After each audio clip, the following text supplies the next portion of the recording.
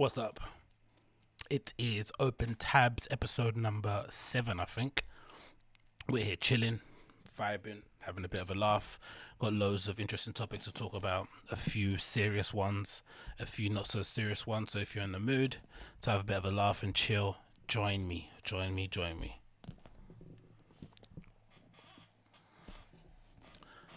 I've been watching loads of old footage of raves and shit because I'm feeling in the mood of obviously going to a proper one, but we're not going to be in one for a long time. So I'm just tuning into all these rave footage images, stuff with Ricardo Villalobos specifically, because he's the guy, he's the main dude.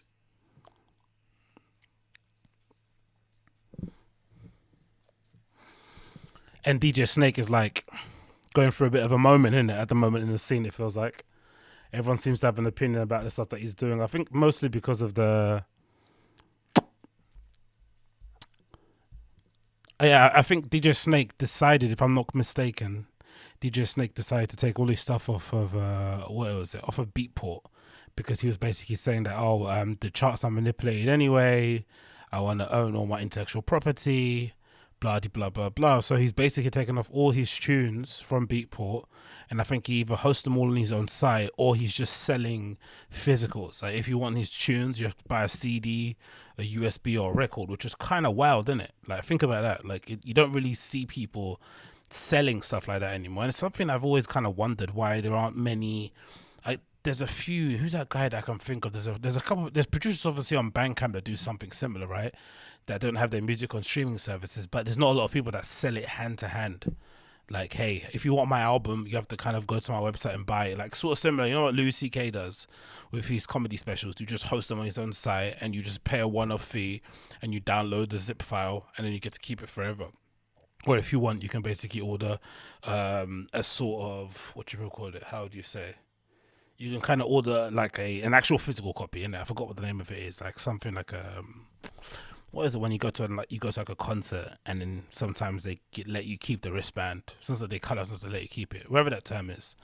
There's a lot of people that do that, but it's rare you see it in electronic music, because I guess places like Beatport, Juno, Hardwax and stuff, they're sort of like sub or mini versions of like the streaming platforms, and a lot of people host their music on there or sell it on there. So you're kind of affecting negatively your own potential to make money and to get new listeners by not having the stuff featured on those kind of platforms. So you're kind of shooting yourself in the foot, really. But I do like that he's one person doing it. I think that's a pretty cool approach.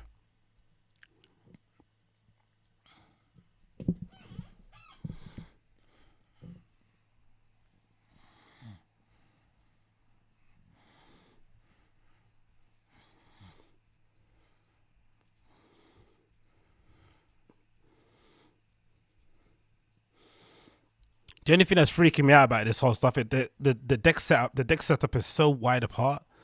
I don't know why there's a big space right here. What is there? Is there like a unit or something? A mixer? I don't know why there's a massive space there. That always freaks me out. I think this might be, where is this? Isn't that? Is it in someone in Italy? Amnesia. Yeah, I don't know why some of these clubs, they always have this sort of like weird setup. They don't really. I guess because they've got so many people playing, they can't set it up one way. But this kind of gives me a bit of an anxiety attack. Do you know what I mean? There's all these cables everywhere. There's no one thing set up. I guess there's a unit. There might be an effects unit there in the middle, but I don't know why. Oh, sorry, that might be the turntable. The actual Technics. Yeah, that is, right? It looks like an arm. There's like a, yeah, so maybe that's the reason.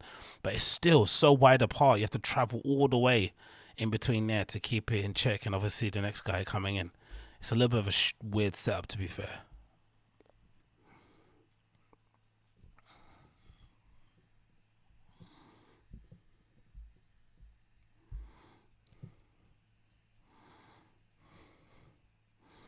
And I love that. That's my that was one of the things that I kind of that really pause it. That was one of the things that really drew me to Ricardo Villalobos when I first started watching his videos, and obviously going to go see him live. I've seen him, I think, a couple of times now. Fabric a couple of times, and where was the other place? It might have been Lovebox, if I'm not mistaken. It might have been Lovebox. But one thing that I've always loved about him is obviously his ability and sometimes tendencies, similar to like Svenva, the top guys.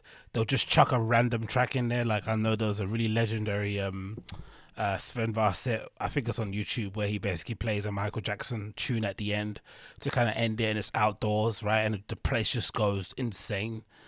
Because it's like a general festival crowd, so there's going to be some people there that are fans of you. I think those are usually the great opportunities, the best opportunities to play like random pop tracks and stuff, right? Is when you're playing a festival, because usually the people that are coming to a festival aren't necessarily coming to see you. There's so many different acts playing, so you get to hold them with what you're playing anyway, what you're used to, techno, whatever, house, disco, right? You grab a hold of it, like, oh, we quite like this guy, and then towards the end or the middle, you just throw in a little curveball, something general that they'd kind of know, like a really baked disco track, a really baked pop track, rock track, and you just see this roof just go off in it. But it doesn't necessarily work the same in clubs. I've noticed whenever I've played in a club and I've tried to like play something very poppy, right, or yeah, that kind of vibe, it's sometimes you sometimes end up clearing the dance floor, which is a skill in itself, right? Clearing the dance floor, it's a skill you develop, and you kind of develop sometimes without you wanting to develop it, but it's really important. I know some people use it on purpose. I know there was this one guy in the scene back in the day in London, A-side, who used to be known for like clear, and I think looking back at the time, he was kind of cool. You kind of thought he was doing it to be cool, and you actually thought it was a cool thing when A-side, you play a track and you clear the dance floor, and then everyone will just leave, and then it'll just be you and a couple of other people that are like in the scene behind the booth just nodding to what he's playing, turning it into like a bro session or something, right? Even though you're playing to a crowd. Then the older I got and the more experience I got in DJing myself and going out more and seeing other people play, the more I started to realize he was just a terrible DJ. It wasn't a trick or something that he was doing. He was holding it up as like this was like a technique that you use in order to kind of make sure that you get the right people on the track and the dance floor. It's like, no, I'm always a big believer in like there's like a relationship, a sort of dance that you're meant to have as a performer with the crowd, right? Even if you're just a regular performer or part of the band, you're kind of, there's this unwritten language, right, that you're basically emoting when you're on stage, right? You play a track, you see how they respond. But I've always been, I guess maybe because I've not been fortunate enough to go straight from playing in my room to going to play techno clubs, right? I've kind of had to work my way up, playing in like, shitty bars where you get paid 20 quid and a couple of drink tokens and shit. Eventually getting to a point where I hosted my own nights, did my own things, kind of got to a bit of a better level than that. But because of that, I generally had to always be aware of what the crowd was saying, right? I couldn't just play what I wanted. I had to kind of earn the right to play what I want. And then once you earn the right to play what you want, it's flipping. There's nothing more satisfying than that, in my opinion. I've always been a big believer. Anybody, and I mean anybody, look at somebody, for goodness sake, like an Amelie Lenz, right? She's not exactly the most brain alterating DJ that exists out there. But I honestly do think anybody could smash one of the big festival stages, one of the big club nights. I think most people, if you gave them a week to prepare a set, they could probably hold their own in Panorama Bar pretty easily and in some of the bigger sort of like festival stages, because the audience is already, I guess the audience are self-selected. The people that are already coming there are coming there because they love the music, love the tunes. So all you have to do is pick the tunes and play them.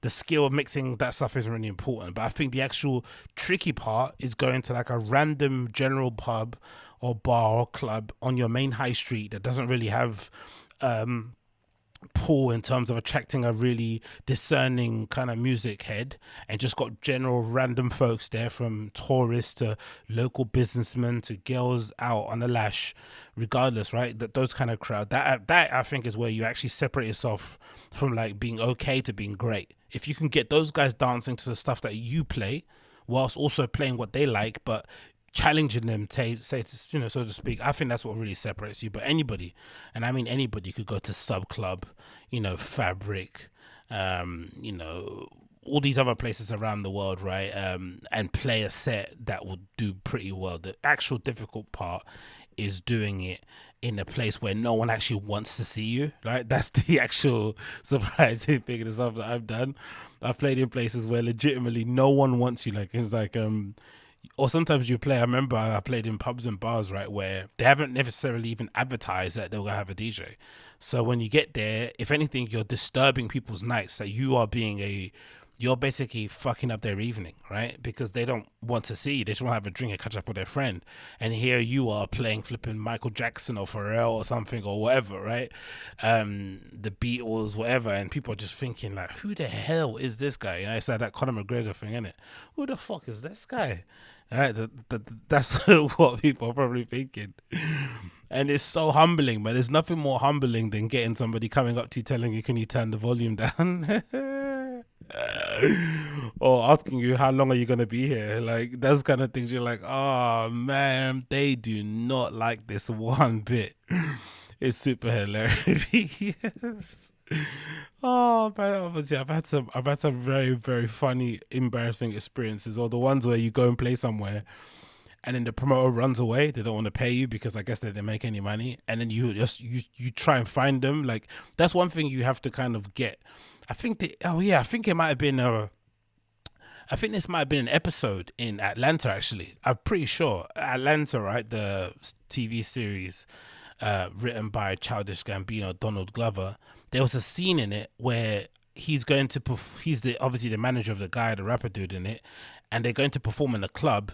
And there's a scene where the promoter basically keeps ducking them. He doesn't want to pay them the money.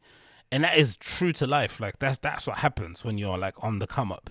There's been many times, I probably had 3 or 4 occasions like that, where you kind of get the feeling, either because the night's not gone well because the guy's a scumbag, that you're not going to get paid. So you finish your set, you know, usually when you go to play those kind of sets, because you're not, you know, a big headlining person, or you're just like a regular dude playing in a nightclub somewhere, you go play the set, and usually you get your money after the fact, right? Either they'll pay you in cash, or they'll tell you to send an invoice, but usually it's cash in it. I know for my nights when I did my thing, I always prefer just to have the cash before. I'd make sure there'll be some occasions where, you know, you're super broke, you didn't have the money, you're actually waiting to get paid from the club, and you'd have to kind of tell the DJs to wait with you at the end, which would be a bit odd because there'd be like a line of DJs following you around the club sometimes. But usually I like to always have the cash in hand, because I like to, like, you know, you want to make people's lives easy. You want them to turn up and have drink tokens in their hands straight away. You want them to turn up and also when they finish have money in their hands. It's sort of little things to take their stress off the night off for them, innit? But obviously in my case, I wasn't that lucky. So on many occasions, you'd play a set, and you'd be pretty aware of how bad it went, right? It wasn't hard to figure out when you've had a bad set. And you just look around, whether or not it was you playing poorly, the crowd is shit. Sometimes that whole crowd shit thing can be a little bit of a cop out. People always like, oh, the crowd was terrible. It's like, were they terrible, or were you just really bad as well? So it can be a combination. You can have a terrible crowd, but you could also play really badly. That just exasperates the issue. And I've had many of those occasions. So you play really badly, you have a terrible set, and you just think you're just trying to get through it, right? So you're just like, oh my God, you're trudging your way through it, especially if you're sober. It's the worst. Never, in my opinion, unless you are sober and you're in recovery, never ever turn up to a nightclub when you're gonna go play just sober. At least have one shot in you. Like, there's nothing more annoying and really nerve-wracking than having loads of people who are drunk and high coming up to you and getting into your personal space. The moment you just take even just a one shot of Jaeger can just take the edge off you a little bit, just to kind of limber you up a little bit so you're not feeling so on edge. So anyway, I go and play, I do my thing, and you quite clearly know it's going to be a terrible night, so you just want to get out. So you leave, pack up your stuff, the next DJ goes on, and they usually, you know, I don't know, they're playing something at 150 BPM. You're just looking at them thinking, like, who raised you, man? Like, do you not see how empty the dance floor is, and you're out here playing Thomas Schumacher type techno? Like, relax. So anyway, they don't relax. They play what they play, and then you go look for the promoter, and that's when it gets sticky. You look for the promoter, and you cannot find them. You go to all the places that you think promoters are going to be, smoking area, cloakroom, behind the bar, next to the stage, where the booth is. They can't be found. And then just as you're about to leave, usually they pop out somewhere. Like, hey, what's up, man? Hey, da, da, da. And then they usually do that thing, I think it's in the Atlanta series, where they kind of talk to you and walk at the same time. Like, yeah. Link me, talk, text me. And it's like, what? And then by the time you try and get over to them, 3 or 4 people have kind of got in between you, and then that person's just disappeared. And then what usually happens is that money never arrives. You never get that money. Like, money's gone. It's disappeared in the wind. And it's a bitter pill to swallow, but sometimes you accept it because you're very aware that you played a terrible set and you played a terrible night and you're on the come up. But it can be such a ego dent because part of the reason why you're playing is, you know, the playing side of it, but also you're like, oh shit, there's an element where I'm going to be able to get paid for this, even if it's £20, it doesn't matter. Which is why I'm a big believer in, and I've always stipulated this, I'm a big believer in always paying your friends. If you've got a friend who's really good at something, whether it's being really handy, they can put up an IKEA flipping unit in no minutes. They can set up a computer. They're really good with cameras. They're handy around the home, whatever. Right? Pay your friends. Don't just ask for favors and just let them do stuff for you for free. There is something quite special about having a friend that offers you their services, offers you their help, and then you're kind of not taking that for granted and saying, hey, I know comes easy to you, but still I'm thanking you for my time. Bang, there you go. There's nothing better than that. It really is nice. And if you don't want to pay them, at least offer to pay for not offer, buy them dinner. Do you know what I mean? Take them out for something. And I think that always is really, really nice. And that exchange of money just helps to like solidify things. And again, think about it in the DJ world. You played shit, but someone gives you money like, hey, I know it's crap, but come back again. You build like a little relationship. It's a little bond that you have, but that lack of non-money exchanging is a real sign that this ain't gonna happen again. It's usually a heads up like, hey, by the way, the reason why I'm not giving you any money because I don't want you to get any ideas. Oh, it's the best. It's the best. Anyway, but with this video, so one of the techniques that I love that Ricardo Villalobos does quite often is the sort of switching of the faders. You just take one down, put it back up again. I think in recent times, it's usually been an indication of how fucked he is. Whenever he's playing places, it's quite known that, you know, Ricardo likes to indulge in the party lifestyle. So sometimes when he's, you know, going up and he's kind of switching the faders on the channels, it can sometimes be, you know, a little bit of a sign that it's going to be a bit of a train wreck of a set. But I just love the effect of, like, you know, you're just playing this monotonous sort of and it's like gaps in between, so you can just let it breathe a little bit. I think that's super, super cool. So let's play a little bit of it now.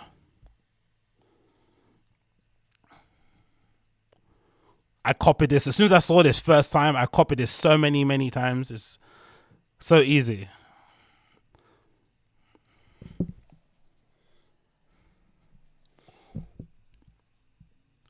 And sometimes it's a great technique to use as well if the next track you're gonna play is really popular, well known, and you want to give them a little taste. If you feel like they're kind of dying, because sometimes you can play and you can feel the crowd sort of like retreating a bit. They're like a little bit bored of what you're playing. So if you want to give them a taste of like, hey, stick with me, stay, because here's what I'm gonna play, then you just flip it and they're like, oh shit, yeah, okay, we're gonna stick with him. We're not gonna go to the toilet just yet. Let's hear his next track gonna be.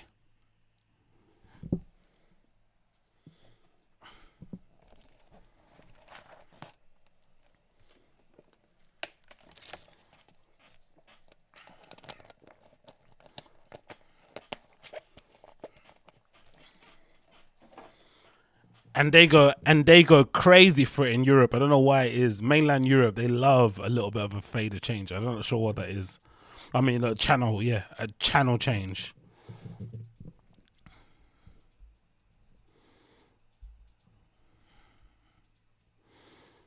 But how long until we're gonna be back in this, man? It's gonna be a while, isn't it? Right? It's gonna be an absolute while until we're flipping situated in this sort of place ourselves. I can envision it, to be fair.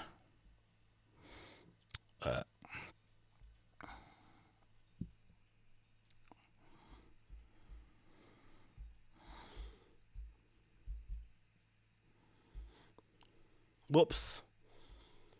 Can you hear it now? Whoops. I don't think it was playing actually. Let me play. It's playing now. There you go.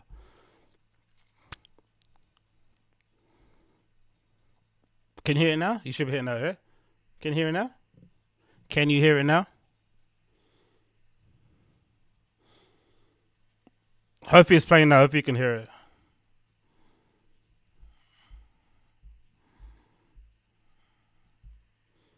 Oh, you can't hear it.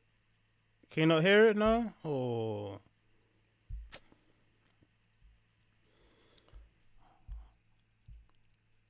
All right, bear with me. I don't know why it's not playing. That's annoying, isn't it? It should be playing. Multiple output device. Audio input capture mic. Okay, let's go there. It should be playing. Let me see. Properties. Built-in microphone. Aggregate device, right? Is it iStudio Show Mixer? Which one is it? I think it's that one. Okay, hopefully it should work now.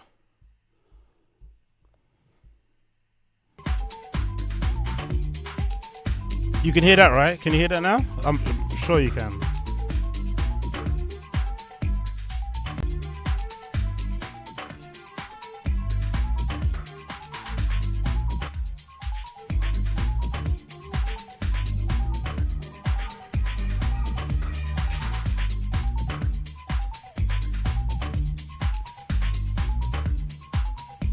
Can you guys hear that, right? I'm assuming you can, right? Because the mix is showing. Yeah, okay, cool.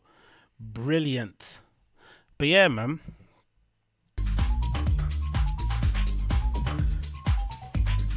Man has no idea when these raves are going to come back. No idea. And again, this stuff I never got as well. The whole dances in the middle of a rave. I never really understood that. I guess it's a proper Ibiza thing. And it might come from like I don't know, hedonistic sort of thing vibe, but I never really understood why this is appealing.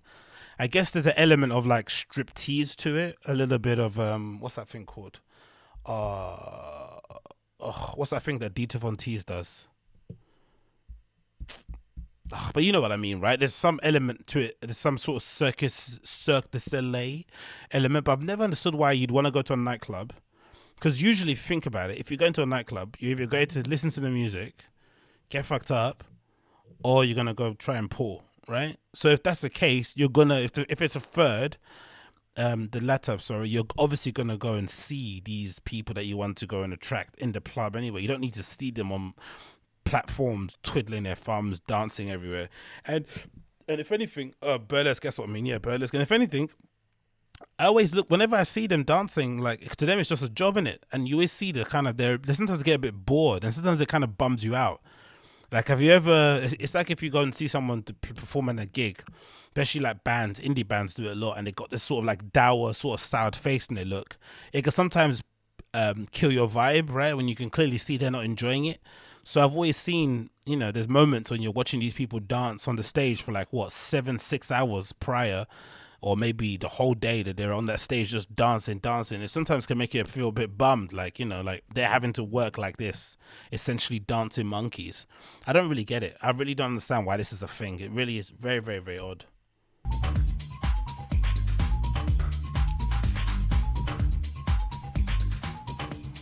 Yeah, you're right, Fraser. It might have to do something. Yeah, you're right. Maybe it is to do with just drag. Yeah, maybe it is a drag thing, and I'm just mistaking it. But still, if I want to see drag, I'm just going to go to a drag night. I don't need it to be mixed. I don't like the whole mixing stuff. It's like when you go to a nightclub and they've got food trucks outside. So if I want to go to a food truck park, I'll just go to one. I don't need to have it mixed in with my clubbing experience. All these fusion things are just annoying. Just, make a banging nightclub with great beers and drinks and great, sound and lighting and a really, really banging lineup, instead of trying to fit everything in it and serving burgers behind the bar and shit, and people dancing on the stage and flipping around and doing acrobatics. It's like, it's a bit excessive. I don't really need all that shit, to be honest, personally, for me.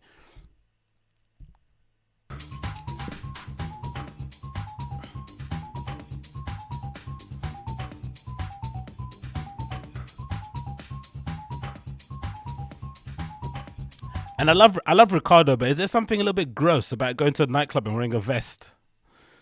Is going to a nightclub wearing a vest is like similar to going to, it's a bit of a mindfuck. It's like when you go on holiday and you go to a club and you're wearing a pair of shorts. It's a bit odd, isn't it? Like, you shouldn't be really going to a nightclub with a vest on, isn't it? Exposing your arms and, your collarbone and stuff and your shoulder blade. It's a little bit much, isn't it? You should cover up a bit. Maybe I'm being a bit of a prude, but there is something weird about it. Even though, the girls have got low-cut dresses on, just I find it a bit strange why a man would go to a nightclub with a vest on. And it's not even a nice vest. Ricardo's not the most stylish man in the world. It's sort of like the kind of vest that you'd wear at home, sitting in front of your house on a little bench somewhere. Do you know what I mean? It's a little bit, looks like it's seeing brighter days.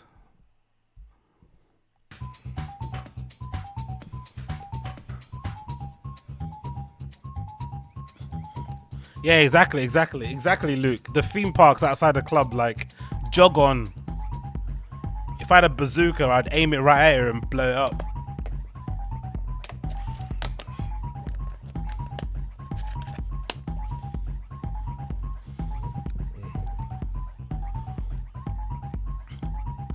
And the people behind, like, there's, as much as I like to rag on it, right? And I really hate it, the whole, like, standing behind the DJ in the booth. There is something utterly cool about it, innit? There is something quite viscerally enviable about it, especially if, when you're on the other side and you're staring at them. You just look at them daggers and you're thinking, how the fuck did you get up there? Why aren't I up there? But then at the same token, you're also like, wankers, they're not even enjoying themselves. Look at them. Duh, duh, duh. It's such a weird feeling, that whole thing, innit? I've been a long believer as well. There's a lot of people, like, it's a bit scummy to say, but I reckon, right, if you really want to make money and you're a DJ, number one, I think a lot of DJs, you should really be selling merch. You should be selling your own t-shirts, right? At the end, like, I don't know, t-shirts, slip mats, headphones, whatever you make as merch. You should just bring it with you in a box, because a lot of these people, they're international DJs, it's hard to send stuff and to ship it to places, and you can't be bothered to do it. But if they just had a box of their merch underneath the decks, and after the rave or after their set finished, you could just go and pay cash in hand and get a t-shirt or buy a vinyl. They'd make so much extra cash on the road. Obviously, they have to lug it around with them, but it is what it is. But the other thing I think they could easily sell is access to the booth. They could easily, if they went to prior to the rave, be like, hey, if you want to get into the booth with me, contact me, right? And they could basically set spots in there. You could, do your thing and interview people and make sure they're not psychopaths before they go in the booth. But you could charge people 50 to 100 quid each and tell them not even to touch your drinks. Just like, you're allowed to come in the back, don't touch my rider, and don't come near me. And you could probably make a killing. It obviously would be, incredibly immoral, right? And lacking in ethics, and probably the most scummiest thing in the world. And you'll probably be written up on, exactly, yeah. You'll probably be written up on loads of flipping magazines and shit as like one of the most, capitalistic, greedy DJs in the world. But you'd make a killing. You'd make your DJ fee, and you'd make whatever the randoms want to pay you dancing in the back. It'd be stupendous.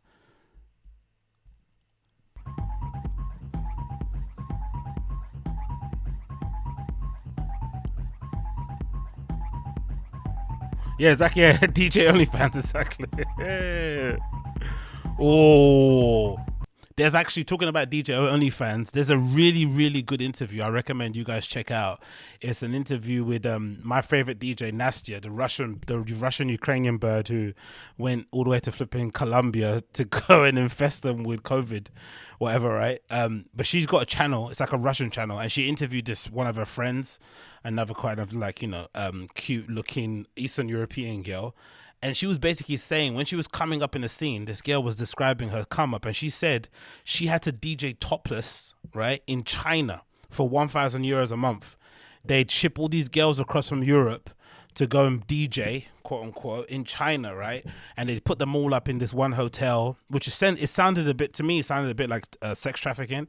But, she kind of made it seem like that was, because she wanted to get, I guess, if you're like a Eastern European girl with no internet, she said back in the day, she didn't really know how to get into DJing, so she just took whatever option was available. And I think at the time as well, her boyfriend kind of recommended to her, whatever. It's a really interesting story. I really recommend you check it out. It's DJ Nastya. She's got her own YouTube channel, and so interview with this girl, I forgot her name. And she goes to DJ in China topless. It's like a topless DJ thing where they sign up all these girls, and they're mostly European, and they go and play in these like weird places like hotel lounges and clubs and stuff, and seedy places where all these Far Eastern businessmen, I guess, go and travel. But from what it sounded like, it did sound like sex tourism, or no, human trafficking, from what I heard. But she said in the interview that there was an element of girls that obviously got into it to kind of get into that world of stuff, but there's also girls that got into it just so they can be involved in electronic music. They went to DJ so bad, and that was the only opportunity they have, so they got in that way, and then they used that to get in. But then she said it kind of hurt her career, because once she like left that behind and then went into DJing normally, electronic music, wearing clothes, right, and DJing in clubs, someone on the forum somewhere, I guess, found footage of her playing in these topless DJ places and uploaded it or put pictures somewhere, and it kind of like hurt her image or people. Because imagine if like you just found out your favorite DJ you look up to that you liked, was doing some unsavory things when they were younger in order to make ends meet. It wouldn't change what you think of them, but for the person it would be quite embarrassing, because she didn't obviously tell this part of her story. But I was just thinking, bloody hell, man, the things people have to do to make it, or to just to kind of get their foot in the door. It's really, really odd. It's really, really sad, really, to be honest. You know what I mean? That is an option to do it. And for sure, in those scenarios, I'm not doubting that there were people getting exploited and taken advantage of in that kind of scenario, because, naturally, as I'm going to mention later with the whole Derrick May story, nightlife is just inherently full of creeps, isn't it? Like, unfortunately, this is the unfortunate part of the thing that I love, because it's nighttime. The darkness in people comes out. I remember my dad used to always saying something similar to me when we were younger, innit? Like, my dad's like super religious, and you'd be like, oh, don't go out at a certain time at night because there's devils and demons. And I always used to think, this guy is, he's flipping loopy. But then the older you got, especially when you start to go out properly, you start to realize, no, actually, there's something about the nighttime that brings out the darkness in people.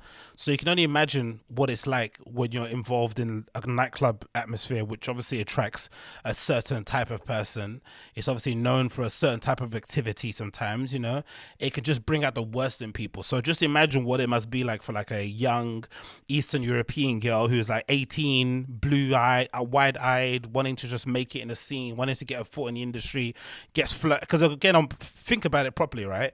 On paper, it doesn't sound too bad, right? If you're in Eastern Europe and you don't have any information to how to become a DJ or anywhere in the world, and someone tells you, I'm going to fly you to China and you're going to play every single weekend, or let's say Thursday to Sunday, you're going to play, right? And I'm going to pay you €1,000 and you don't have to pay any rent. It sounds pretty decent if you're 18, 22, right? You don't have any dependents. It sounds like a pretty good job. It sounds like a pretty good job to have. It beats going to university. It beats working for $9 an hour somewhere in a shoe shop. But then when you actually get out there, imagine, exactly like Luke said, the abuse of power is going to be insane. Do you think they're going to let you go home at a certain time? Do you think they're not going to ask you to do more hours, even though they said you're contracted to a certain amount of hours? Do you not think there's going to be creepy men or people involved in the industry that might want to take the advantage of you and all that sort of stuff? It just gets really, really seedy after a while. And that I guess is one of the things that I'm quite, I won't say pessimistic or cynical, but there is a part of me that thinks, because we'll mention it later when we talk about the whole Derrick May issue and how, several other women have come out and basically accused him of many different sexual allegations. Part of me just thinks, like, unfortunately, this is just the nature of the beast. It's something that we can never eradicate from nightlife. It's quite sad to say, but I just think like there's so many, like, you just have to, think about yourself whenever you've been out at night, right? How many, absolute dickheads have you found along your way? Whether it was somebody that was just in the queue, somebody at the bar, some stranger behind the booth. There's always an element of really unsavory characters that get attracted to nightlife, unfortunately. And there's literally, in my opinion, nothing that can be done to sort of eradicate that sort of behavior, especially when you add to top of it, you sprinkle in fame, you sprinkle in clout, you sprinkle in notoriety, right? Money, all this sort of stuff. It gets really odd and people do strange things. And like, that girl mentioned, she was willing to go to China to DJ topless so she can get into the industry. Just imagine the level of desperation that person feels, or, how hungry they are to achieve their dream. It only takes one idiot to come in and take advantage of that. So that's why sometimes, as much as I'm impressed with the courage of some of these women that step out and say these sort of things, and it's good to get the attention, I'm sometimes very dubious and I don't know, I'm not very hopeful that long term there's going to be an actual change, that things are going to change for the better. I don't necessarily see it, because nightlife is just inherently full of absolute cunts.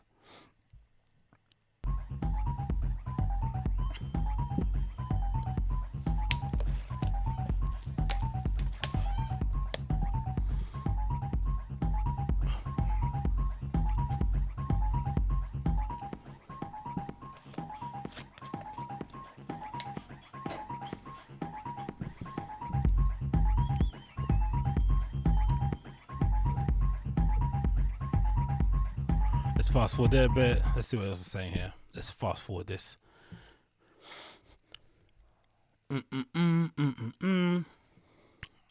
Come on, internet. Oh, you put a hat on now?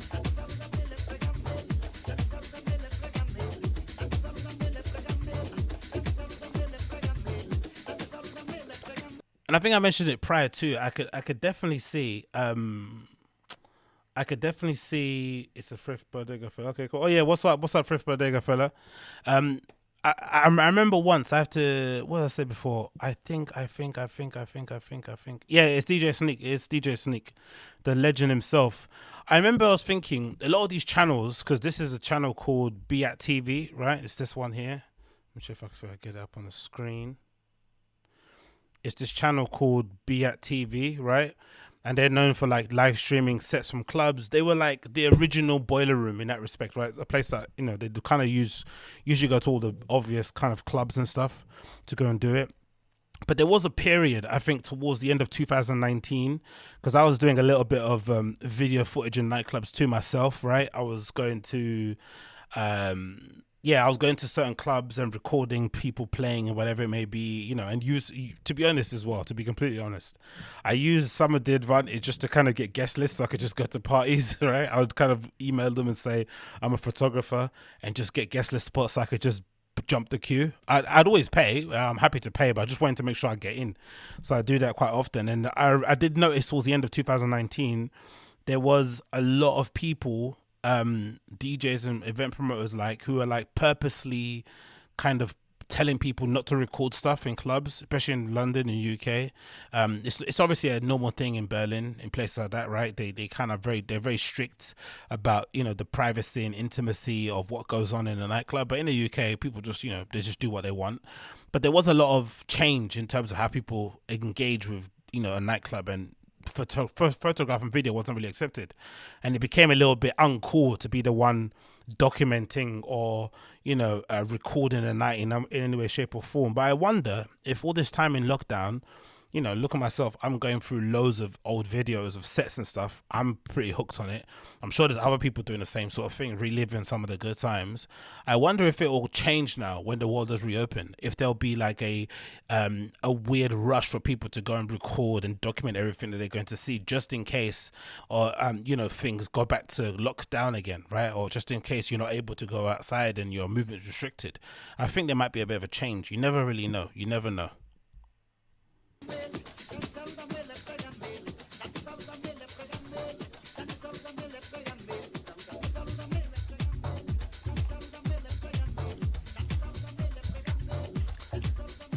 Oh, yeah, it was. Yeah, you're right, Hard Defend. OG Boiler Room was flipping tough. Actually, I'll show you one of the videos I actually recorded. I think it was a Moody Man vid. This is from a club night called Love Fever.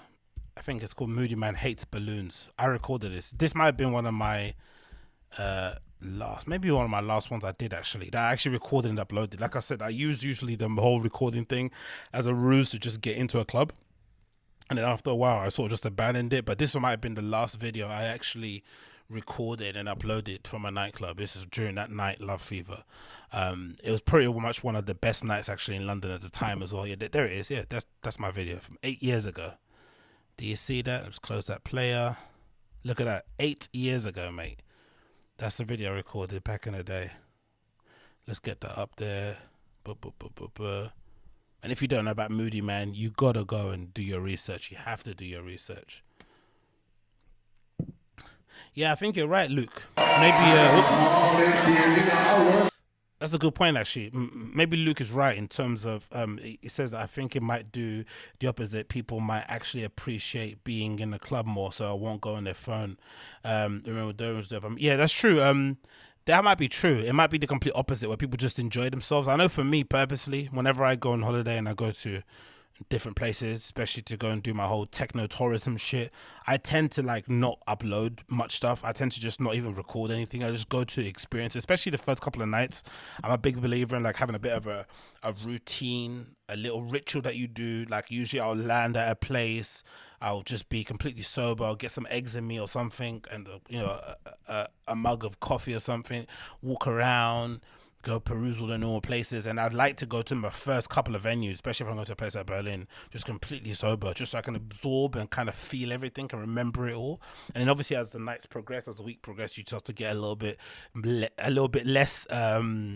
A little bit more intoxicated as the weeks progress, but I'm a big believer in sort of like keeping your phone in one place, especially even sometimes on holiday. I'm not sure if you guys do this, but I do this a lot, where I tend to kind of not use my maps too much. I want to just kind of find my way. Right, when you're just on holiday, you don't want to kind of be on your phone. You kind of want to get lost on purpose, so you can find other ways to get back to your Airbnb, to get back to your hotel. Do you know what I mean? It's all part of the fun. So who knows? Maybe going forward, people might just be like, you know what? Let's change this up. Let's not always be with our phone, because there is, as much as I do like the fact that you can record things, there's nothing more annoying than go to a club in London and having some mug stand in front of you with their screen on the whole time, recording it in terrible light with the flash on. It's like, what are you going to do with that footage? Are you going to rewatch it back when you go home, or you're going to upload it? You're probably not. So I don't know why you have it. It's like people have all this waste of footage on them that they don't really use for anything, and it just becomes annoying, and it obviously disturbs everyone else's night, because you don't want to bump into the person and make them drop their £600 phone. It's a whole mess. But here's the video anyway. This is I think one of the last videos I recorded. This is me. I was actually behind the booth, of course, recording this at a party called Love Fever. Did I write a description for it? No, I didn't. But this is basically Moody Man playing and doing what he does best, where he sort of gets a mic and talks over some of his records and shit. But this was one of London's best nights at the time. This might have been in one of the warehouses in like Shoreditch, I think, or something. I forgot where it was, but this is the last recording I did in a nightclub. This is what, 2012, July 2012. Madness. For y'all, my shit wasn't no just little bag. I got luggage that I bought for y'all, and I'm trying to share my environment. I'm sharing my collection. You know what I'm saying? I like to feel my records. That's like a woman. I'm not downloading my woman. I'm touching and feeling and smelling them. You understand? I got records. Some of my records smell like they're about 70 years old. Shit. I hope y'all having a good time. Let me keep this motherfucker rocking. Hey, what's happening, London? I'm just up here sharing my shit with y'all. Let me see what I got.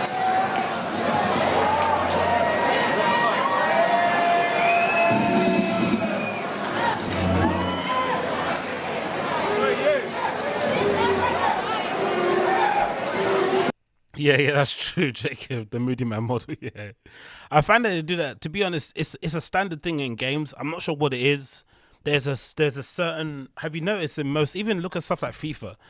They just can't. The one thing they can't get right is the body types. Especially when it's zoomed in, they're always a little bit chunkier than they look. I'm not too sure if that's just like a game mechanics or engine thing, but they can never get the bodies right completely. I guess in general too, it must be a lot more hard work to kind of get everyone's body types exactly as they are. You're basically having to create different models again and again. Whereas if you just get the faces right and the skin tone and the clothes, you can kind of just hide the fact that they're not as big or small as they probably should be. Maybe that's part of it.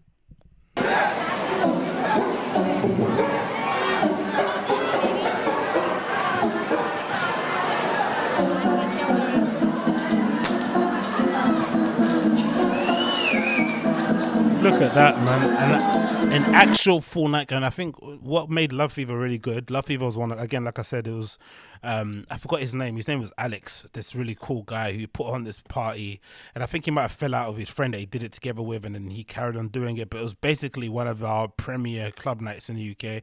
And it was specifically like a disco housey night. At the time as well, it was quite different because that was when minimal and tech house was in. So to have like a night dedicated only to like really, bright sounding, joyful house, gospel-y, disco music, it was really odd at the time, and it was really kind of stood out, but it did create a bit of a following. And this might have been prior to the whole Soul Train night that they have in Brixton, or that bloody, what's that thing, that car park place. That kind of was another night as well, because there wasn't a lot of them at the time. A lot of the nights mostly were either really, really retro, or they were like super minimal techno dubstep sort of vibe. So there weren't a lot of places where you could just go and just, twirl your fingers around the air, pirouette, cover yourself in glitter, wear really fancy clothes, all that sort of shit, innit? Like just happy go lucky vibes. And this was what he did. And it kind of, reminded you of the night that David Mancuso used to do back in the day. But essentially the whole idea behind it was just great sound system, great spaces. And then they had this amazing thing where they all pumped up these amazing balloons with helium and shit, so they all floated up to the roof, and they were all different sizes, but they were huge, really, really big balloons. And then they had usually a massive disco ball, probably the biggest I've seen in my life, like a really, really huge one that they'd kind of suspend up from the air. So it was just kind of a minimal sort of decoration, all the balloons covering the roof of it, and obviously the massive disco ball, and just great sound system. And that was what was needed. And it turned into a bit of a cult favorite. It was really packed all the time. Obviously, I kind of got in on their good side because I did like, I don't know if I got copies of it still, but I made like a little zine, a little club night zine that I put together that I was giving out back in the day too. This was when I was obsessed with going out and documenting everything. And I recorded a few bits. I took some pictures of stuff on my 35mm camera. So this was all kind of a vibe that was happening back then. So yeah, great night, man.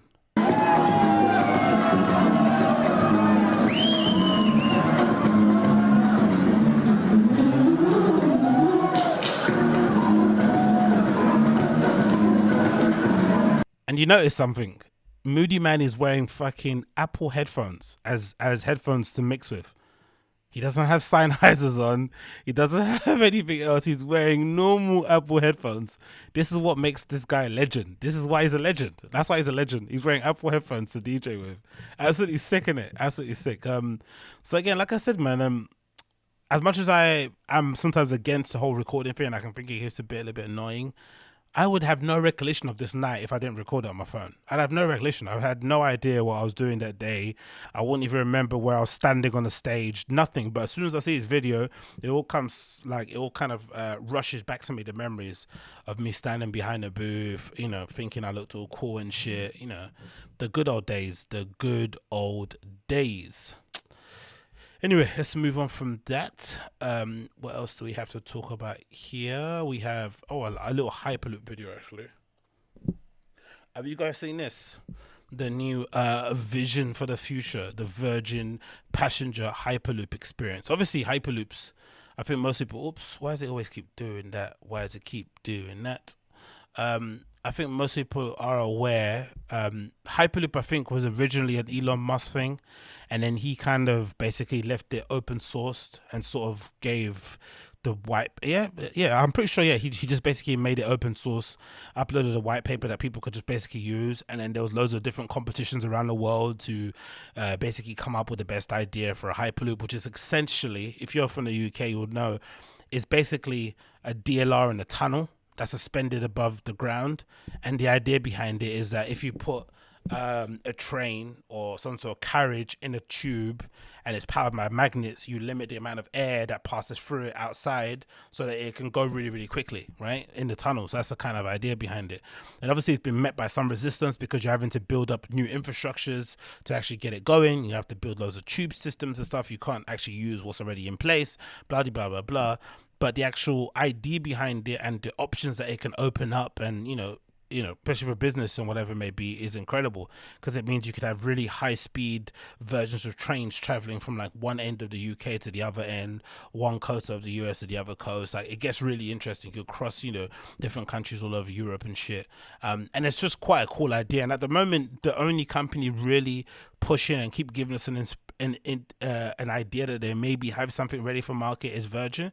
And I guess they're sort of highlighting the passenger experience set inside a Hyperloop. Let's play that video now.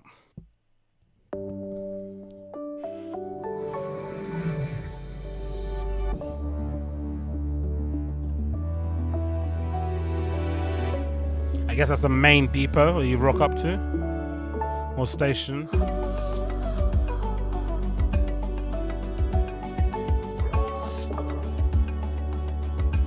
Walking into a station, nice and pristine. Met with a cheery receptionist or ticket lady.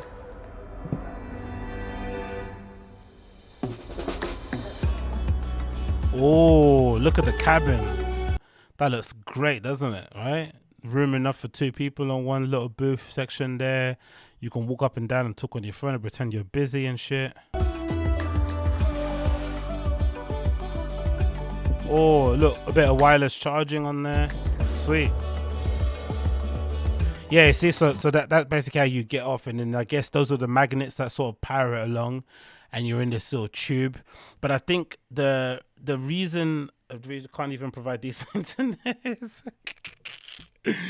that's a good point, kid. They can't provide decent internet. Hey, man, you got to start somewhere, innit? You got to start somewhere.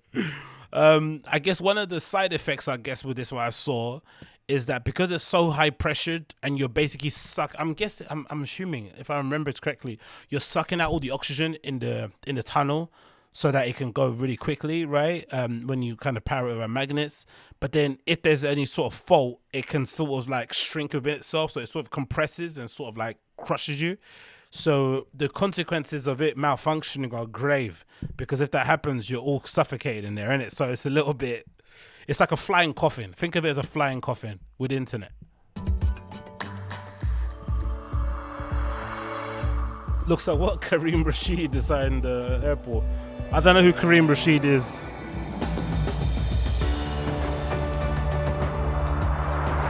Looks pretty cool though, no? Travel around the world, around the city actually. But honestly, if you ever traveled on a Virgin train in the UK, you would know how expensive they are. Like, I know the train that we've sometimes taken from London to Manchester sometimes is like anywhere between like £100 to like £400. Just imagine what it's gonna cost to sit in a Hyperloop made by Virgin. What do you think they're gonna charge you? Do you think Richard Branson's gonna give anybody discounts? There's not gonna be any discounts on this shit. This is gonna be for the elites of the elites, mate. This is gonna be so expensive.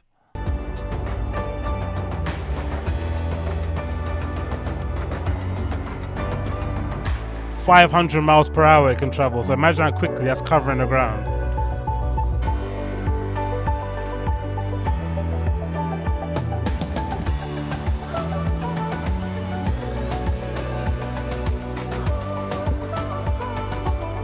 The other interesting part about this is that it's traveling so quickly, it makes it a bit pointless to have like all the amenities and stuff, right?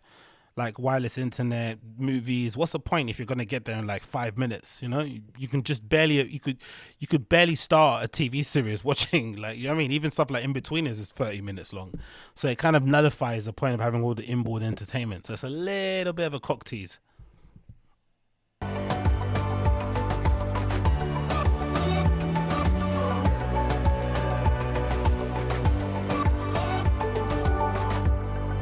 Oh, it heats your coffee up on the side. That's pretty cool.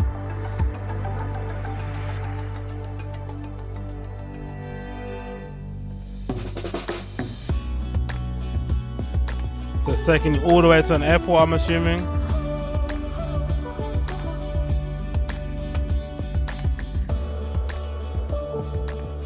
Opens up. Oh, that's pretty quiet. It opens up to be fair.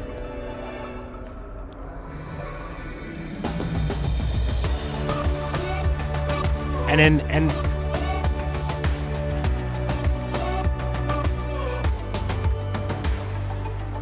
but the funny thing about this, they all look the same, innit? All these sort of like architectural renderings and stuff, innit?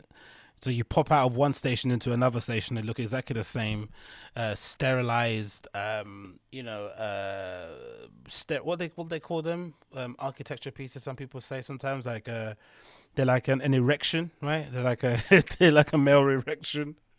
Just covered in glass and chrome and shit. But yeah, who knows? It might work. I can see this happening somewhere as a little test, somewhere like Indonesia, Singapore, places in the Middle East, right? They're usually prone to, large scale, high tech redevelopment of their city centers and shit. Yeah, why is no one wearing a mask? That's a really good question. Very, very good question. Every video should be like that. Why aren't you wearing a mask? Who knows? Who bloody knows? What's next on here? Let's move on that one. That was a talk. We can skip that one. Yeah, this is one. So Mixmag are asking us, When will festivals return? Are happening? When? I've already made my guess and I put my statement out there in stone. I uploaded that video. I put my name on it. It's time stamped. I'm still of the belief any festival that you went to in 2019, the only time you're going to be able to replicate that feeling of 2019 standing next to sweaty strangers, with your eyes dilated like, or whatever that word is, like fucking shit, is probably going to be the beginning of 2022. I don't see it happening any other time prior. That's my guess. That's my guess. And I've stuck to it, from the beginning because I'm not going to take any credit from it. But there was one guy who I keep mentioning all the time, some like industry guy who works for a record label. He said back in June of last year, he was saying that, I think at the time they were asking him about Coachella, and he was basically saying from June of last year, that's June 2020, he was saying already he doesn't expect Coachella to come back until the 2022 edition. She was saying that, and that was before we even knew we had a vaccine in place. So if that's the case with the vaccine, it might kind of speed things up a little bit, but not by much. So I still see those kind of big scale events and stuff happening only towards the end of 2022. That's my just humble opinion. But there's also an option, I think, this is what this article talks about. There's an option for like smaller scale events, the kind of thing that you would see, in a local park somewhere happening. And this is probably what I assume is good. They're going to talk about here. So this is from Mixed Mag. It says music festivals 2021, which festivals are happening and when will they return? It says here, here's the good news. COVID-19 vaccines rolled out across the UK and the rest of Europe, with the UK currently vaccinating people quicker than any other European country. Rapid COVID testing is currently being trialed as well, blah, blah, blah. And festivals are beginning to announce for August and September. So that's definitely something I can see happening. Again, it's not going to be like 2019. You're still going to have to get tested prior. You're probably going to have to go there 10 days before to quarantine. There's going to be a lot of things, that you're going to have to do, a lot of hoops you're going to have to jump through. But if you do want to go and party and hang out with strangers and shit, you're definitely going to be able to do it from August, I think, onwards. It says, but there's still a long way to go before we can return to Sembisa Festival, given the countries across the world are still in lockdown. What's it needless to say, the UK festivals and also in Europe are being announced. So can they go ahead? In the current circumstances, they can't. Obviously, it's going to change. So when will it return? So here, when will festival return in the UK? Major ones such as Parklife, Boomtown and Eastern Electrics will happen in late August, September. To be fair, I can see that happening, but also not, because if you've heard about Boomtown, you know the amount of scallywags that get attracted to that place, right? So I'm not sure if that's going to happen. Stuff like Parklife I can see happening because it's usually big corporate sponsors. They're going to be able to maybe subsidize the cost of like PR, PCR tests and all that stuff. So I can see that happening. Maybe some of the other bigger ones like Eastern Electrics happen too.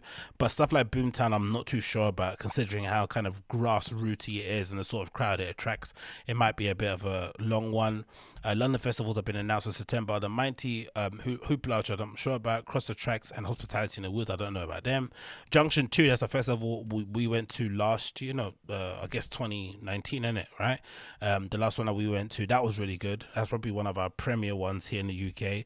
So I can definitely see that happening later in the year, if that's because it's basically held in a park under a motorway. So there is an aspect of it going forward. So here's some speculative dates of festivals that might happen. You got Junction 2 in June. You got this thing called Unum taking place in Albania. That's definitely going to happen, right? I can imagine a country in Central Europe probably not being the most adherent when it comes to the rules and whatever it may come. And they also want to take advantage of tourists that are basically stranded and want to go places. Exactly. July, you got Newsom Park Leeds, Headroom in Wales, TRSMT in Glasgow. August, Electronics, Boomtown, Winchester, We Out Here in Cambridge. September, you got Ion in Albania again. So maybe that'll be the biggest European one. I can still see Spain happening.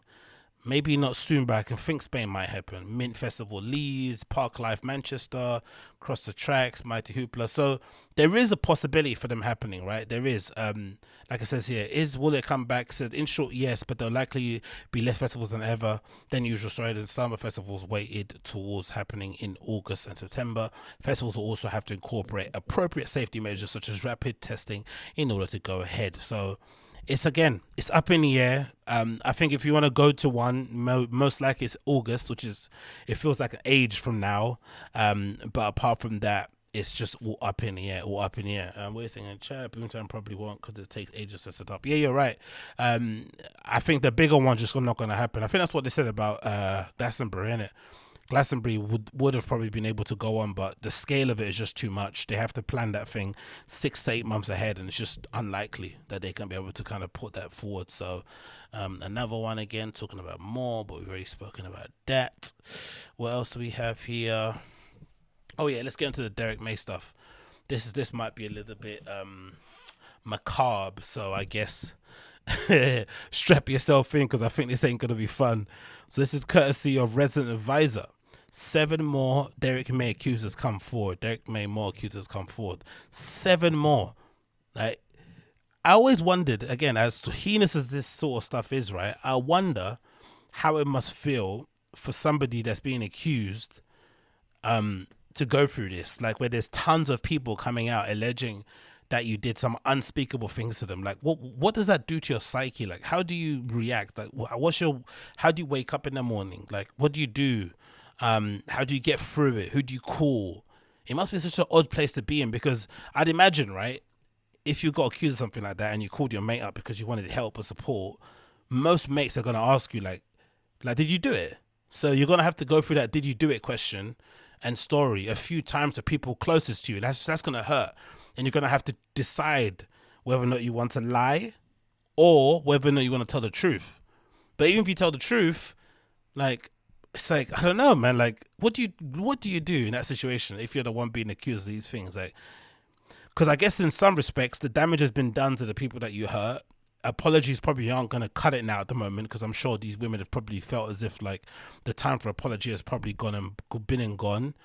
Redemption is probably not on the table as well, because there are certain things in this society that you do, you just completely written off. There's no road for redemption, which is, neither here or there.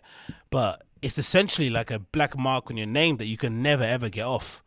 And again, like you said, this is an actual journalistic piece where the journalist went out and interviewed loads of people, corroborated the story. So there's a lot of I's dotted and T's crossed to get this out there. It's not just some hearsay thing.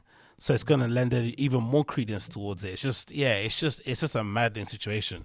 And even just the picture here alone, innit? He looks like he's ready to get up to some absolute nonsense, innit? That's not the face of somebody you want to leave around your sister, for sure. God damn it. So it continues, that Annabelle Ross continues the investigation to May's alleged sexual harassment and assault. It says here, in November, Resident Advisor published the first part of the investigation.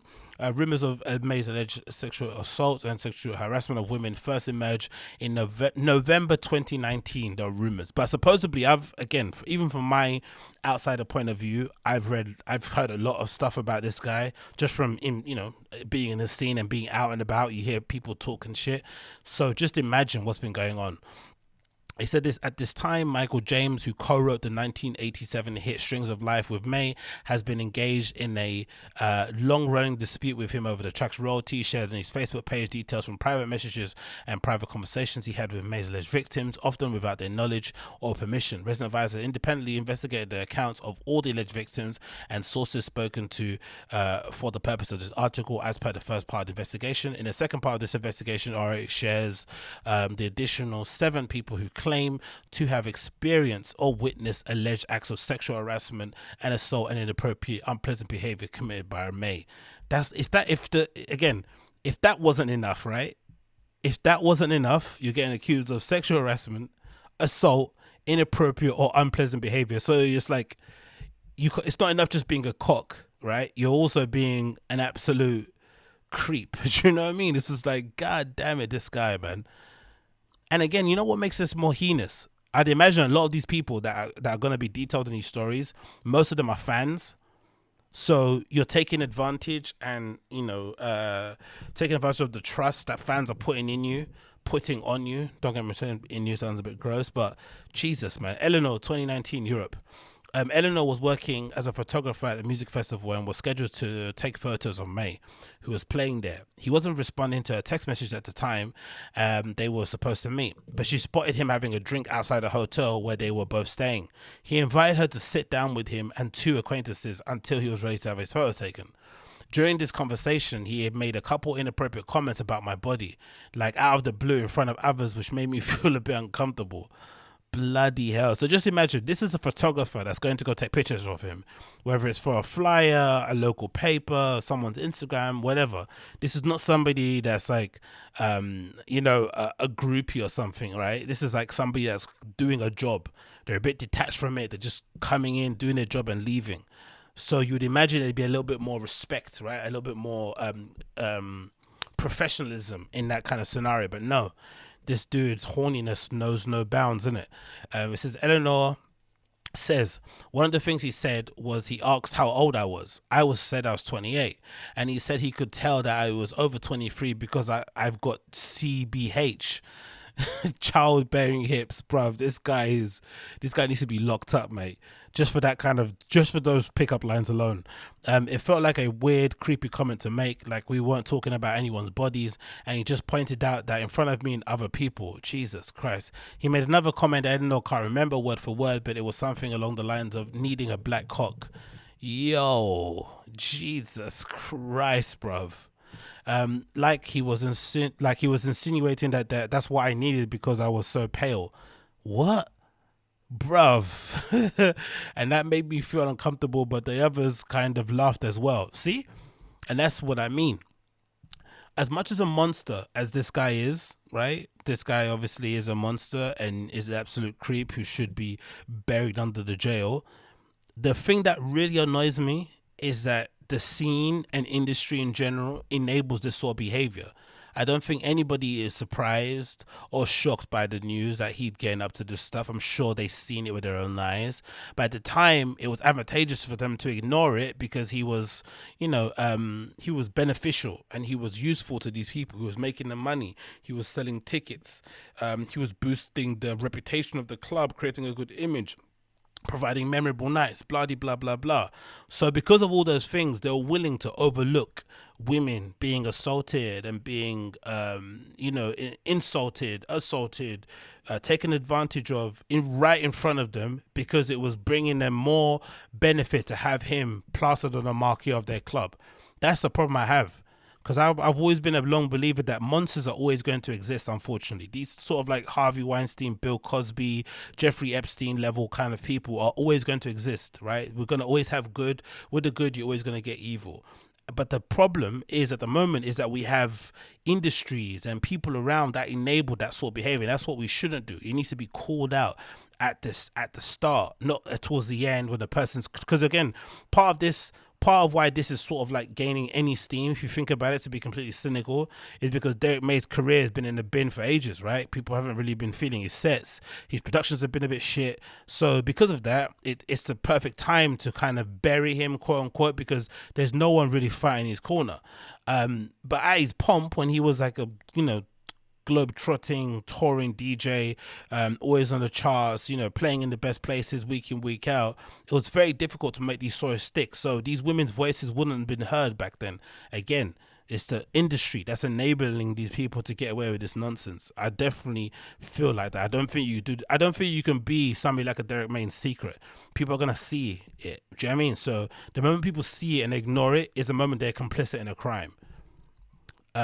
It's like that. Do you remember? Did you watch that Jeffrey Epstein documentary on Netflix where they talked about it? And then, because I got really angry watching it, because a lot of the women who kind of turned him down eventually turned around and started being bookers and sort of liaisons for him to get other girls. So even though they knew that guy was a creep and they knew what he was doing and taking advantage of young women, and he was obviously involved in some crazy shit, they were willing to go and recruit other girls for him, even though they didn't want to do it themselves because of the money. Like, come on, man. Sometimes there has to be a little bit of personal accountability there in that respect. Scene accountability. He continues. Eventually, May said he was ready to take his portrait. After a few shots, Eleanor offered to show him the photo so he could choose which one. He just responded saying that if I picked a bad photo of him, he would tell everyone that we had anal sex and that he left me in mess in a hotel room. Oh my God. Eleanor says, I was quite taken aback by the comment at the time. The language he used was so aggressive. Jesus Christ. In shock, she laughed off the comment, just as she'd laughed off his previous comments. I feel like an idiot because I think I was so focused on being professional. Eleanor was new to freelancing and felt like I had to put his comfort before mine. She told a colleague at a festival about the incident, who confirmed this account to Resident Advisor, but Eleanor did not want to report it or make a fuss at the time. Jesus Christ, man. I feel like I was just pushed that incident to the side in my head just because it was him. She says, I mean, it's because he's so looked up to in the industry. He's seen as like this legend, basically. I saw him that way, but now I'm hearing about all these other allegations and now those comments that he made that put me into context of what he's done to so many other women. I feel disgusted by that, basically, and quite upset to understand that he's this kind of person. Fuck. If ever there's a red light, right, a warning sign about somebody's potential indiscretions, that would probably be it. And that was when? That was 2019 this happened. 2019, right? And we've got an account here for 2002. So he was still doing this mess recently. As of recently, he was doing this stuff. What are you guys saying in the chat? Derrick May is going to be a Bill Cosby techno. I agree with that one. Kieran said, I think they're close enough to him. They probably know now that he's capable of and allowed to happen. Of course, 100%. Jacob Broughton said, what makes it worse for him is his ego. We know Derrick has a huge ego and it'll probably be his downfall. Who says that mess to women? Of course, who says that mess to women? But I just don't know how else you can like navigate an industry like that. It just doesn't like... The industry is small, right? Like I said, like I heard things about this guy and I'm a nobody, right? So you'd imagine like some people have known about this stuff for a long time and they've like willingly booked him to play in certain places. So what does that say about them? Are they willing just to like overlook these like heinous crimes because he's going to sell tickets? Like, fuck me. That is a really bad indictment on the scene. Really bad. Celeste, 2002, 2004. Celeste was in her late 20s and working in industry when she first invited Derrick May in Detroit to start working on a project together. When she arrived, he showed her his office. Then he said he'd take her to dinner to discuss a project. He suggested she wait in his apartment adjacent to his office to take her to the next door to let her inside. After entering the apartment, Celeste was halfway up the staircase when she felt a hand on my head and he was basically pushed me down to the ground as he turned around and pulled out his cock. Jesus Christ. I've been in Detroit for less than an hour and the man I was supposed to work with had his dick in front of my face. I'm not from Detroit. I don't know a single soul here. All I could think to do at the time was laugh. I was like, does that work for you, man? Put it away. He zipped up his pants and laughed as well and called me a tough audience. We then proceeded upstairs. He left me for a bit to attend the business meeting. Then he came back and as was nice as pie and we talked briefly about the project. Afterwards, I went back to check my hotel and ended up going to dinner with another colleague. This is like a common thing though. You hear, what was I gonna say? Pointing out as a thing he does, business meeting. Yeah, I think this bit, this is a thing I've read even in the first report. This thing where he kind of like radiates between like being cool and then being completely, monstrous at one point. I guess it's one of those kind of clever, manipulative things that sociopaths do in some respects, right? In order to kind of gain somebody's trust. So you kind of let them put their, because I guess what he wants to do in this respect, if you're an abuser, is that you want the person to be somewhat willing. You're not trying to force them, right? Even though he's obviously forcing his flipping piece in their face, but there's an element where you kind of want to you want to present them with an option that they have no option but to accept, sort of thing, right? Which is obviously point blank abuse. But then he obviously does that thing where he can kind of like, haha, only joking. It's like, nah, mate, you're not joking. You know what I mean? We're talking about business. You're trying to make a track, and then you're pulling out your piece halfway up, and I'm about to kind of walk up the stairs and stuff. It just doesn't make any sense. Celeste believes that her dismissive response when May exposed himself to her started this whole chain of events with me and him, where I was fair game, and he liked to antagonize me because I said no. When May invited Celeste to work with him in Detroit Music Festival the following year, she said yes. It was a huge opportunity for a woman working in music, but Celeste says she felt that May was regularly, verbally, and physically abusive towards her and other office colleagues during the 2 years that she worked with him. The sexual harassment was more day-to-day occurrence. Celeste says this man May would come in every day and try and grab my breast, or pull my skirt or rap. No, I don't know, man. That's not normal. This is the thing too. I think there has to be a little bit of acknowledgement that, it should be one strike and you're out. If a guy ever touches anyone, a woman, guy, or whoever it may be, untoward, it should be one strike and you're out. You shouldn't ever give somebody a second chance if they try and do something, especially if it's not done in a reciprocal manner, right? If it's not you guys going on a date and him trying to make a move on you, but it's just like a random occasion where he just completely misread the signs and went way overboard and invaded your personal space, it should be a one strike and done. I understand that this story is a bit difficult because this is 2002, 2004. It's a different world, right? And I can understand too, at that time, being a young woman in the industry, it's just hard to navigate. We'll never understand that as dudes, right? Having to kind of navigate the bro culture. I think is wasn't it DJ Rebecca? DJ Rebecca said it recently in a Guardian article where she says that she was like, I think she was, I'm gonna say 16 to 18, somewhere along that line. And again, similar to that topless DJ story I mentioned, she had no idea how to get into DJing. She went to a local record store, probably didn't have any idea about who was in there and what kind of vibe these guys were on, and asked if she could work there. And I think one of the people behind the desk basically said, yeah, you can work here if you suck my dick, right? And that was just a set to her when she was like, I don't know, a teenager. So you can just imagine what it must have been like to be these women in the industry trying to navigate and make it a thing. It's just difficult, right? And sometimes you get put in situations where you feel like you have to accept or be okay with this kind of language and abuse because you just want to make it. But I think nowadays, especially with the proliferation of the music and the scene and it kind of blowing up and turning into a legitimately billion-dollar industry, raising festivals all over the places, clubs all over the place, it kind of is on you as a person to never put yourself in these positions, so to never allow yourself to be put in these positions. You have to kind of take agency of your own journey. And if you do encounter somebody who is an absolute monster, you should write them off instantly. It's not even a second chance thing. It's not worth it. If you want to go play in a club somewhere and the bar manager's a piece of shit, you have to write that club off, or you have to write at least that club off for that time being whilst that person's there. You can't constantly put yourself at the crosshairs of abusers, because eventually, because they're manipulative and they're psychopathic, they're going to without it sounding too crass, they will eventually break down your walls, and then you'll be in a situation where you'll be constantly regretting ever putting yourself in that position. Do you know what I mean? It's just not necessary at all. But I can just have sympathy for the fact that this is 2002 to 2004, a young girl moving to a new city, trying to make it, going and linking up with an old, again, because imagine back in the day, like, it's just, the access to these people was a lot more privileged than we do now. I guess we don't really look at DJs the same that they did back then. They're probably a lot more exalted, a lot more on a pedestal. Now you just see them all the time on your social media feed and shit, and you see them playing different places.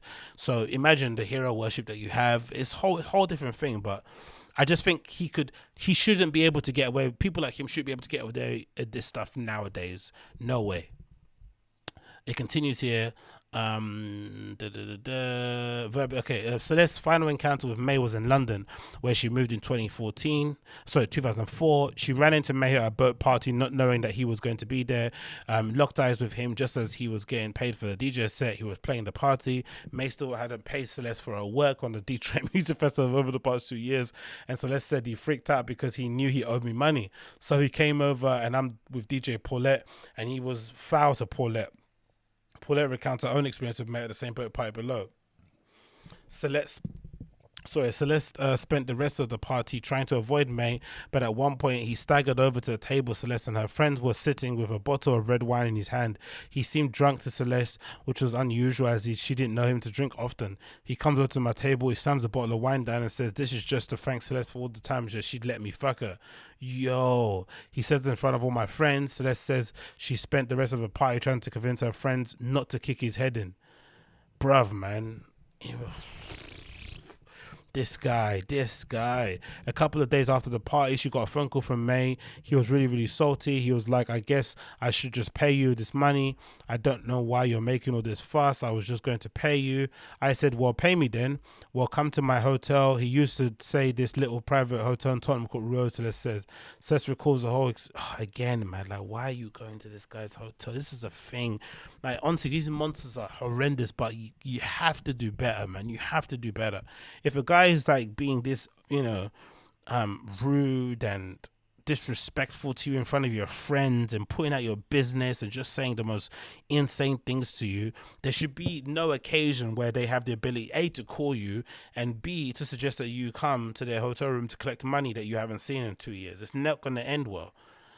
Celeste recalls the whole experience as a frightening one. It just got so dark, so I thought it was early evening. I was going to rain. I can't remember the room number. It was just please don't end as I think it's going to end. So I'd gone to his room by foot, not by elevator. His room was relatively small. I went in. He was rude and sarcastic from the jump, which is how I realized he wasn't going to tend to give me money. I was there for 5 to 10 minutes max. He was standing near the bed. When I went to leave, all I remember after this right hand slamming on the door. No. When he reached over my head after she had opened the front door, I was wearing a denim catsuit that zipped oh my God. He grabbed the zipper, pulled it down, and just above my crotch, I remember hearing his buckle clank. Oh my God. I'm not sure if it was done up for the time being. When his hand connected to the door, I kicked backwards with my foot and got him to his nuts before he had a chance. Okay, thank God. Before he had a chance to push up against me. He stumbled back a bit when I kicked him and lost grip on my catsuit too, and that gave me enough time to get out of his room. He only had one hand on me, which probably made it easier to get away. I didn't look back. I just got the hell out of there. Fuck me. Yo. You can't book this guy again for another. You can't. Like, this man needs help, bro. He needs help. He needs to be thrown in the jail, thrown underneath the jail. He needs to be, his feet need to be put in a block of cement and chucked off the side of a boat. Like, this isn't like, oh yeah, let's book you at the next deck mantle, right? Or ADE and shit, or Detroit event. Like, this is madness. Madness. What was he gonna do? Was he gonna try and rape her or something? Like, what the flip? Celeste has not seen May since that day. I didn't try to get my money after that. Oh, thank God. Over the years, I just haven't thought about this stuff. I had to put it in her traumatic memories of experience somewhere healthy. In November 2019, Celeste was contacted by a friend of May who had seen her private information shared on Michael James's Facebook. This was how Celeste first learned that it was personal information that had been shared without permission. Responding to this man, Celeste said, "I did my best to deal with him given..." Oh, so I guess this Michael James guy was trying to get royalties from Derrick May, and then because he was so desperate to get his money back, he just started including all the salacious stories he could about Derrick May to pay him in a bad light, which then inexplicably doxed and revealed who Celeste was, which I guess was, not warranted because she didn't want that information out there. What an absolute mess, man. I did my best to deal with him, given where I was over there with no friends around me. But Derrick is an abuser, and he abused pretty much everyone around him. I have seriously thought many times about how I could handle Derrick better, but it's not easy to stand up to abuse bully. Of course, man. That's the thing as well. I say this from a distance about not putting yourself in harm's way, but just imagine what it's like to navigate an industry where these people are meant to be gatekeepers and people that are meant to kind of guide you through and act as mentors. It just must be so difficult, especially being a young woman, especially being alone. Resident Advisor has seen the screenshots of his messages. Music journalist and author Bill Brewster ran into Celeste at an industry event in 2019 and 2009 and remembers being told about her ordeal. He said, "We were just talking about Detroit," and then she started completely out the blue telling this story. She just started telling me the fairly forensic detail about what happened, about the fact that he assaulted her on the steps going into his apartment and all of that. I was really shocked at, and that someone could tell me something like this that happened. And then of course you've got Paulette story here in 2014. You've got somebody called Terry in 1996 to 2009. Oh my God. Aria 2017. Peter 2010. Natasha. What's the Peter one? He abused the guy as well. No one was flipping safe, innit? Peter 2010. Peter's working with a DJ who played with May at the Melkeg during Amsterdam Dance Event 2010. He said it was just like a dirty talk consistently about women, and when they went by, he was just grabbing their asses, pulling them towards him, making indecent proposals. He was trying to get them into College Hotel, which is like a hotel that he was always at. He was always trying to be obnoxious also, like, God almighty. And again, this is what I mean as well, that's abhorrent about this, right, is that most of these people are pretty famous. They have access, they have clout, they have money. They don't need to do this, right? They have loads of people attending, sometimes men, sometimes women, who are sexually into them. If they just play the game cool, they're gonna be fine. They're gonna get looked after. But this sort of aggressive, broy, obnoxious, creepy behavior is just an evidence that this person is fundamentally flawed. They're not, you know what I mean? Like, there's something dark in him that is obviously very troubling, that probably needs to be, like I said, chucked off the side of a boat somewhere, to be honest. Peter says he's intervening when May started hitting on one of his friends. I said, you're one of my favorite DJs.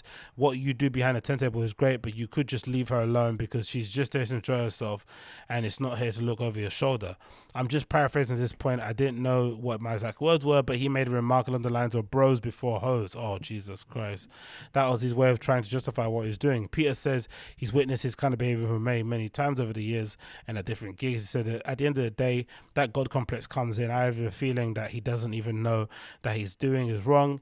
I think the best way to look at Derrick is is that he's that weird uncle at the party that nobody trusts and nobody rumors about him. And at one point the rumors became facts, and that's what happened. Yeah, that's a very good description of Derrick May, the odd uncle at the party.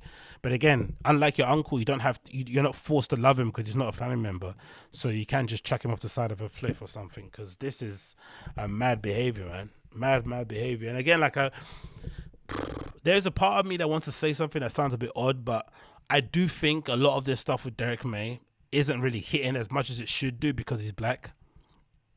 I think people don't want to get involved and, really, bury him because they don't want to be seen as, I don't know, whatever that term is that people use. There is something about it, because just think about this. If this was Tiesto, if this was Calvin Harris, if this was Armin van Buren, if this was flipping DJ Sneak even, right? People like, somebody with a more Caucasianist complexion, I think this would have been everywhere. But the fact that it's Derrick May, a pioneer of Detroit music and scene, there's this whole argument that exists at the moment about techno and its black roots and all this sort of stuff. People are very wary about being in front of and trying to point the finger and physically bury a very prominent dance music artist who happens to be black, because there's not many of them around.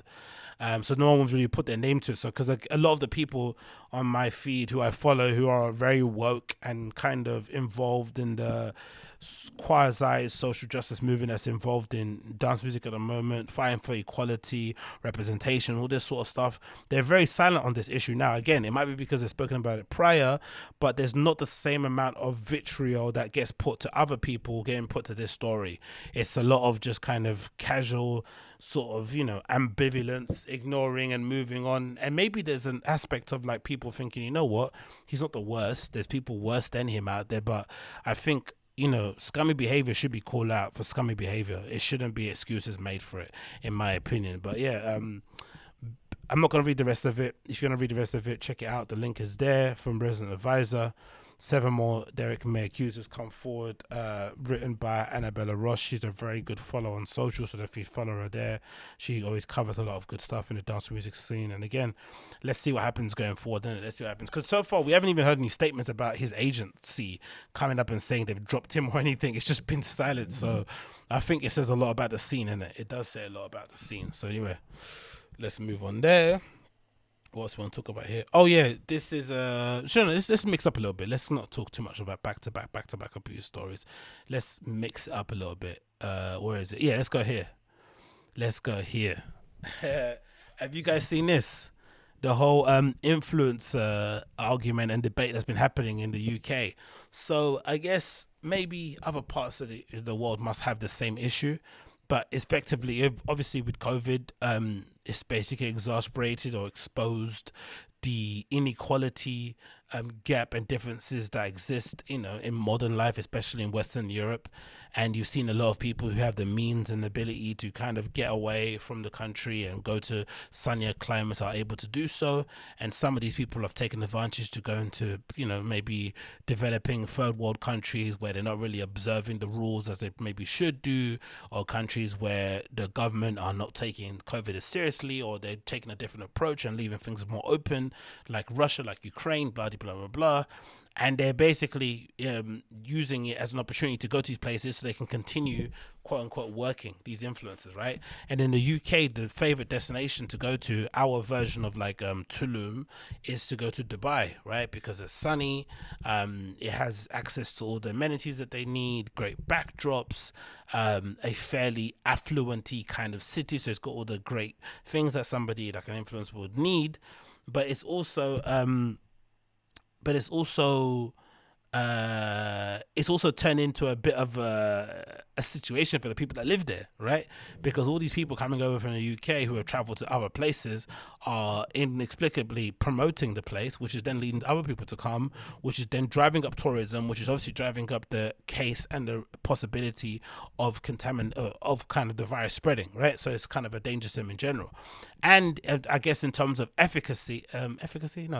terms of it being ethical, morally right, it does kind of border on that line, because it's not illegal to go to Dubai, it's not against the law, but it does, maybe it's not in the spirit of cooperation, it's not in the spirit of civic duty, it's not in the spirit of cooperation, right? That we're all kind of quote unquote going through this together to see an influencer fly off to Dubai, sitting on the side of a swimming pool, sat on a camel, and then saying that that's part of their work, right? It's not obviously the right thing to do.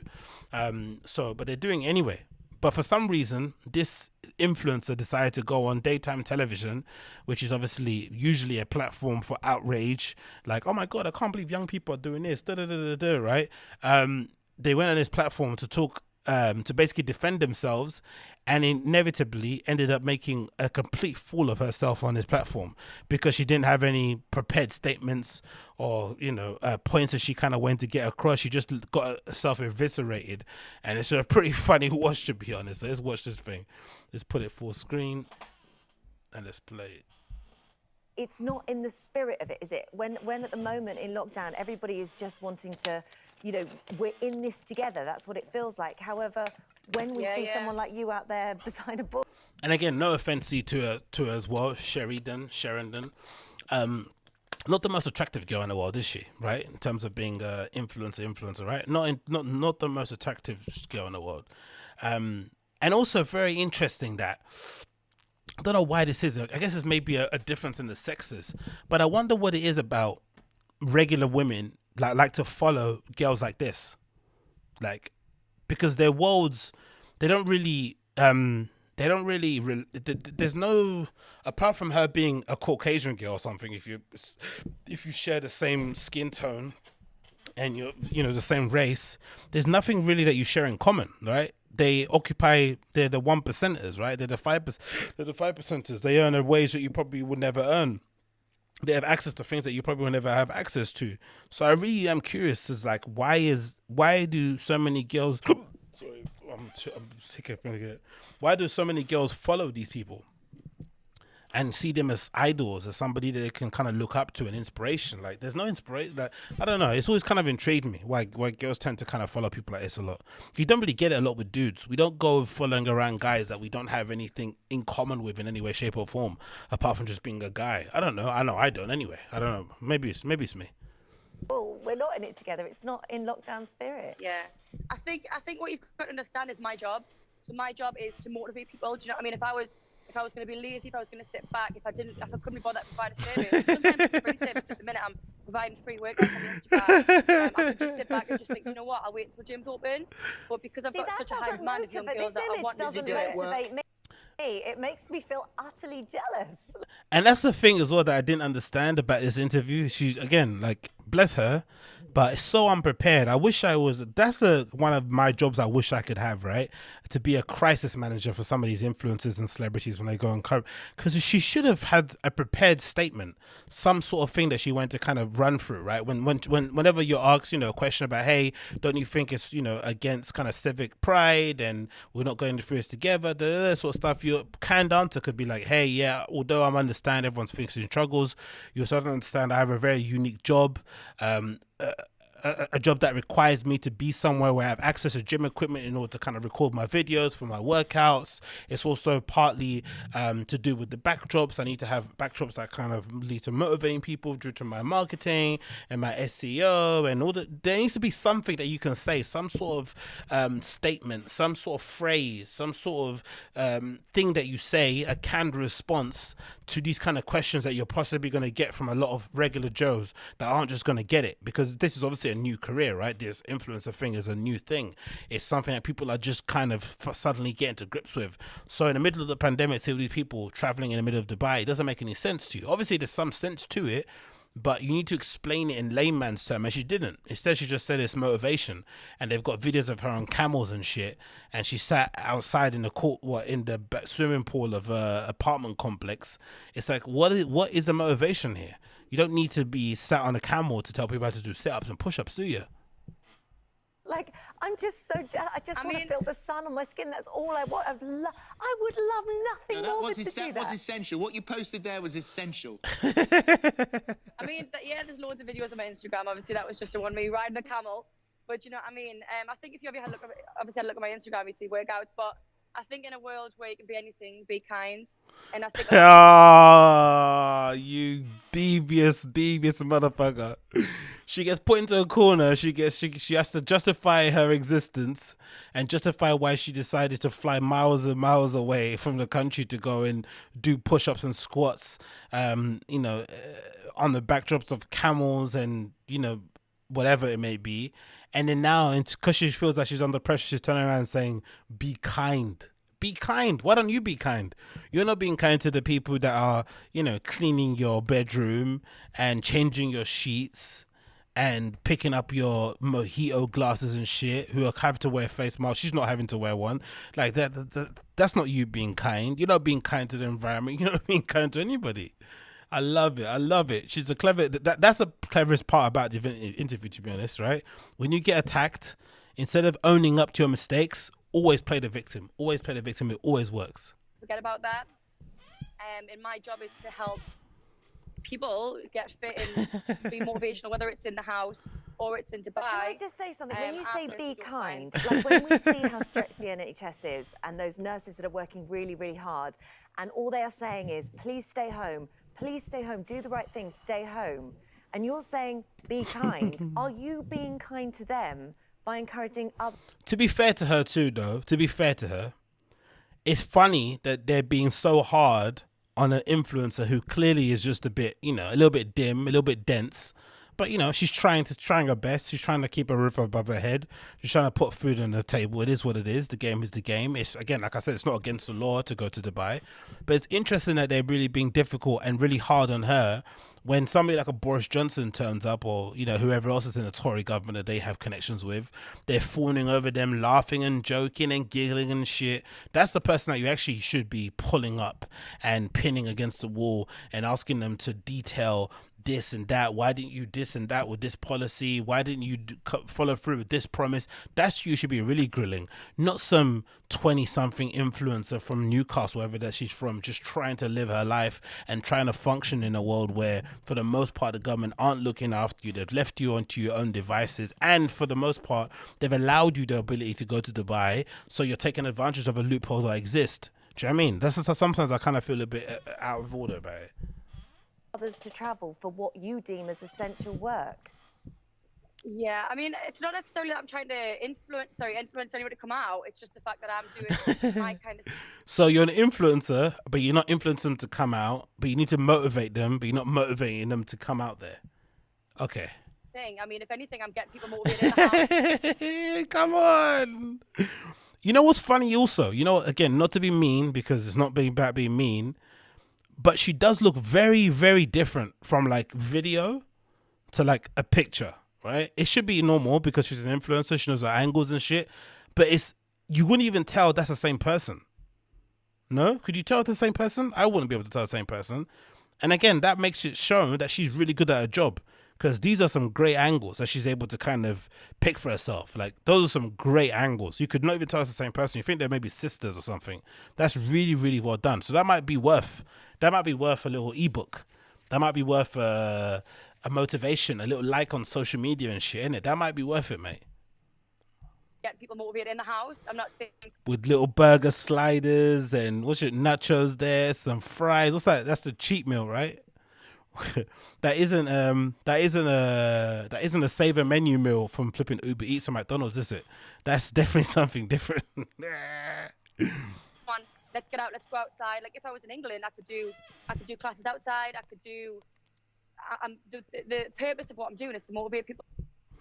Man, again, she should have never gone on that show. I don't know who told her it was a good idea to do that. Terrible way to sort of defend yourself. But again, I think, you know, people have to do what they have to do in this crazy world that we're living in. Anyways, that's been an hour 40 minutes. I've been probably a little bit longer than I intended to go. So thank you again too much for tuning in. If it's your first time tuning into Open Tabs episode, make sure you smash that like for me, so it can obviously get spread and shit. If it's your first time here, make sure you hit that subscribe. I'll be back again for another poetry session very soon. Oh, actually, I'm going to be recording a live DJ set on here, so if you want to hear that, then definitely tune in. It should be between the hours of 7 to 9, so tune in if you want to hear that. I'll be playing live here on YouTube, so definitely make sure you check that out. I'll be on YouTube and obviously on Twitch, so make sure you click the links in my description to follow there. But you should get a notification. Oh yeah, turn on your notifications, sorry, if you are subbed to the channel, so you get access to that. But I'll be playing a live DJ set from 7 p.m. later this evening, so make sure you check that out. That'll be fun. But yeah, apart from that, take care, be safe in there. Hope you have a good weekend. Keep your head up where you are, be safe, wash your hands, you know, do all the sensible things, and make sure all your family members are safe, and kiss them on the forehead if you can. If you cannot, then send them a little X and a message. But yeah, until then, take care, be safe. Great show as per usual. Big up the chat. Oh yeah, thanks Luke. Big up Jacob and everyone else engaged. Seas of Joy said free Derrick May. You can go free your mum for my nutsack, mate. Bat free Derrick May. But hey, Luke McConnell as well. So yeah, big up all you guys who tuned in. Massive thanks again for tuning into the show. I really appreciate it. And again, if it's your first time, make sure you smash that like, hit subscribe, and leave me a comment down below. I'll see you guys again very, very soon. Take care, be safe. Peace.